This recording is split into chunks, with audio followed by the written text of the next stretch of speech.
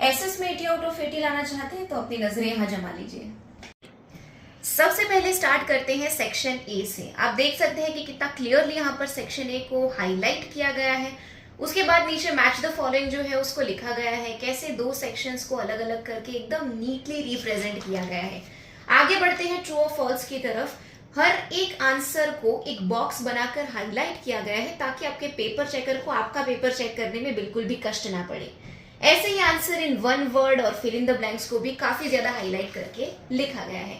Choose the correct option में भी ऐसा नहीं करना है कि सिर्फ आंसर लिख दिया, सिर्फ ऑप्शन लिख दिया। पहले आप ऑप्शन लिखेंगे और उसके सामने आपका जो कोई भी आंसर है वो आंसर को आप रिप्रेजेंट कर देंगे। बाद में मूव ऑन करते हैं सेक्शन बी पे। सेक्शन बी आपका होता है 2 मार्कर्स का। यहाँ पर आप देख सकते हैं कि कितनी अच्छे से यहाँ पर आंसर नंबर 26 को हाईलाइट किया गया है और बाद में हेडिंग देकर जो भी आपका रिस्पेक्टिव सब्जेक्ट है या फिर जो भी आपका रिस्पेक्टिव टॉपिक है उसका हेडिंग आपको सबसे पहले देना है और उसी के रिगार्डिंग आपको 4 से 6 पॉइंट्स जो है वो आपके पेपर के अंदर 2 मार्क के क्वेश्चन में लिखने हैं। तो आप देख सकते हैं कि दूसरे सारे सेक्शन बी के जो क्वेश्चंस हैं वो कितने नीटली यहाँ पर रिप्रेजेंट किए गए हैं। हर एक आंसर को हाईलाइट किया गया है ताकि आपके पेपर चेकर को बिल्कुल भी तकलीफ ना पड़े आपके किसी भी आंसर को ढूंढने में। फिर मूव ऑन करते हैं हम सेक्शन सी पे। सेक्शन सी की बात करें तो सेक्शन सी होता है आपका 3 मार्क का सेक्शन।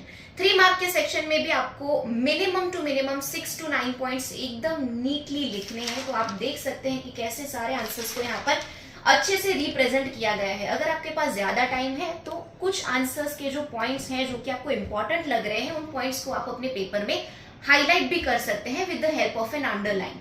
फिर देखिए आगे बढ़ते हैं, पहुंचते हैं हम सेक्शन डी पर। सेक्शन डी की अगर हम बात करें तो सेक्शन डी होता है 4 मार्कर्स वाला section.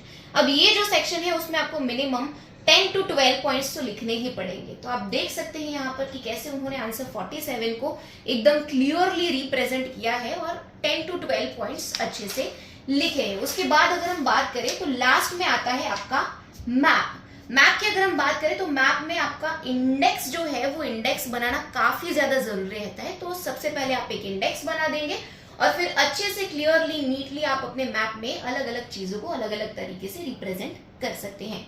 For more such videos stay tuned on rankers channel. Thank. एक और टिप मैं आप लोगों के लिए बताना चाहती हूँ कि आप अपने पेपर में कभी भी किसी चीज को ओवरराइट या फिर स्क्रैच मत कीजिएगा।